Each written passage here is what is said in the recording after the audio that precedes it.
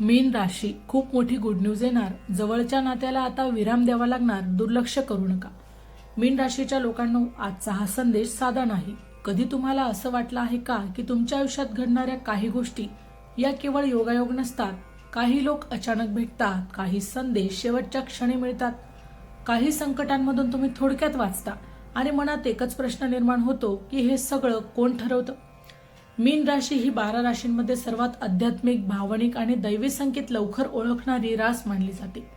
तुमच्या मनात आधीच काहीतरी जाणवतं, पण तुम्ही त्याकडे दुर्लक्ष करतात कारण तुम्ही जास्त विचार करता, जास्त काळजी करता आणि स्वतःपेक्षा इतरांना महत्त्व देता. पण आजचा हा संदेश तुम्हाला एक गोष्ट आठवण करून देण्यासाठी आहे. तुम्ही एकटे नाही. तुमच्या आयुष्याचा प्रवास फक्त संघर्षाचा नाही, तो एका मोठ्या योजनेचा भाग आहे. ब्रह्मदेवाने तुमच्या जीवन पुस्तकात काही विशिष्ट घटना या आधीच लिहून ठेवल्या आहेत. काही घटना तुमची परीक्षा घेण्यासाठी होत्या, तर काही आता तुमचं भाग्य उघडण्यासाठी तयार आहे. आज आपण त्या दैवी घटनांबद्दल बोलणार आहोत. या तुमच्या आयुष्यात सकारात्मक वळण आणणार आहे.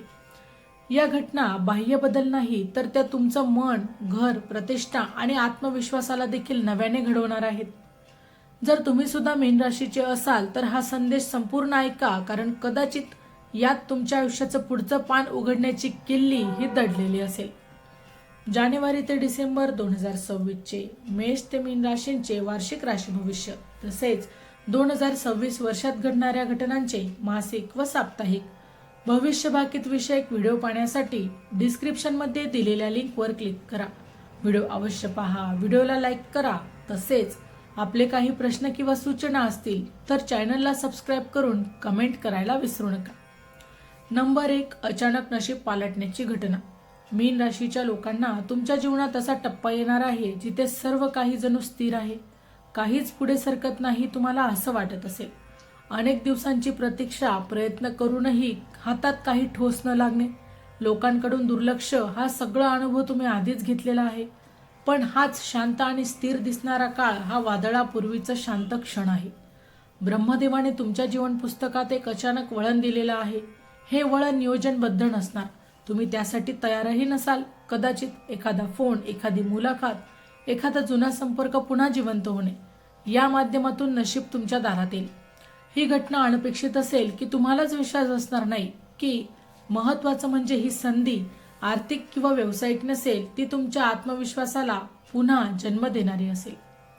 मी काही करू शकतो हा विश्वास जो आज कुठेतरी तुमचा हरवला होतो, तो आता पुन्हा जागा होईल. ब्रह्मदेवाची साथ म्हणजे नेहमीच मोठा आवाज नाही, तर कधी कधी तो शांतपणे देखील आयुष्याची दिशा बदलतो. नंबर 2, जुना अपमान मोठ्या सन्मानात बदलेल. मीन राशी भावनिक असल्यामुळे अपमान, नकार, कमी लेखणे या गोष्टी खोलवर मनात साठवत राहते. तुमच्यावर कधीतरी अन्याय झाला आहे का? कोणीतरी तुमची क्षमता ओळखली नाही. कदाचित कुटुंबात, नोकरीत, नात्यात किंवा समाजात तुम्हाला कमी समजलं गेलं. पण ब्रह्मदेवाच्या लेखनात एक विशेष नियम आहे. जिथे मन शुद्ध असतं तिथे उशिरा का होईना न्याय हा नक्कीच मिळतो. ज्यांनी तुमच्यावर शंका घेतली होती त्यांच्या समोरच तुमची प्रगती आता उभी राहील. तुम्ही मागे वळून पाहणार नाही, तो तुमच्या कर्तृत्वामुळे आपोआपच तुमच्याकडे येईल.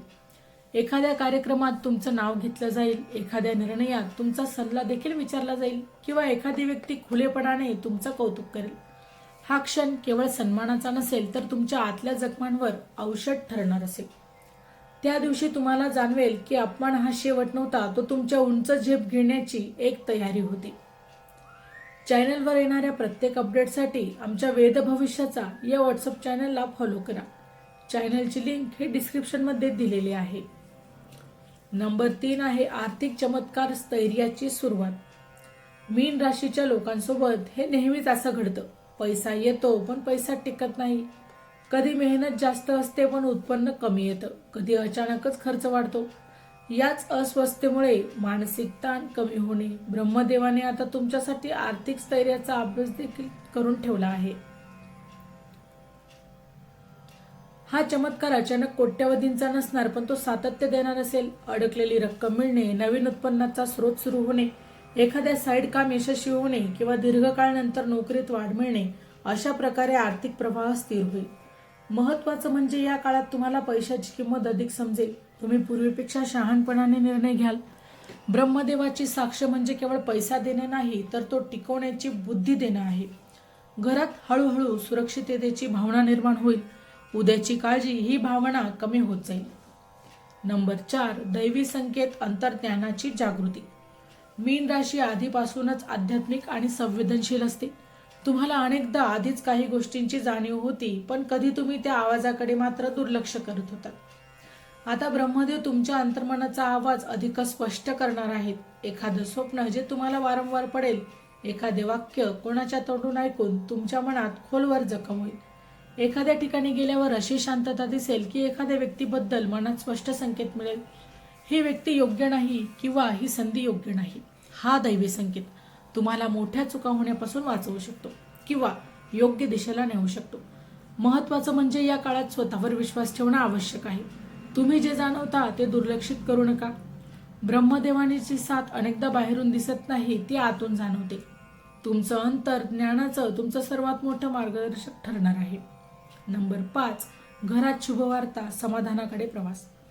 मीन राशीच्या आयुष्यात घर हा सर्वात संवेदनशील विषय असतो. बाहेर कितीही ध्येय दाखवली तरी घरातील वातावरण अस्थिर असेल तर मन पूर्णपणे दुखावले जातं.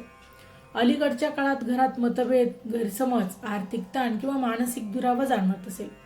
काही वेळा बोलूनही प्रश्न सुटत नसतील, पण ब्रह्मदेवाने तुमच्या घरासाठी एक वेगळाच अध्याय लिहून ठेवला आहे. घरात एखादी अशी बातमी, एखाद्या विवाहाची बोलणी ठरतील किंवा कुटुंबातील नव्या सदस्यांची आगमनाची चाहूल लागेल. ही घटना केवळ आनंद देणारी नसेल, तर ती एकमेकांना पुन्हा जवळ आणणारी असेल. तुमच्या घरातील जड ऊर्जा हलकी होईल, संवाद पुन्हा सुरू होईल. जिथे शांतता होती तिथे हसू ऐकू येईल. ब्रह्मदेवाची साथ म्हणजे फक्त बाहेरचं यश नाही, तर घरातील शांती आहे. तुमच्या घरात हळूहळू विश्वास आणि आदराची भावना परत निर्माण होईल. नंबर 6, शत्रू शांत होतील, दैवी संरक्षणाची अनुभूती. मीन राशी सहसा कोणाचं वाईट करत नाही, पण तरीही काही लोक ईर्ष्यामुळे किंवा गैरसमजामुळे त्यांच्या मार्गात अडथळे निर्माण करतात. कधी कामात अडथळे, कधी बदनामी, कधी पाठीमागून टीका, या गोष्टी तुम्ही अनुभवल्या असतील. आणि तुम्ही तो विचारही केला असेल की मी कुणाचं वाईट केलं नाही, तरीही माझ्याबरोबर असं का? या ठिकाणी ब्रह्मदेवाची योजना काम करते.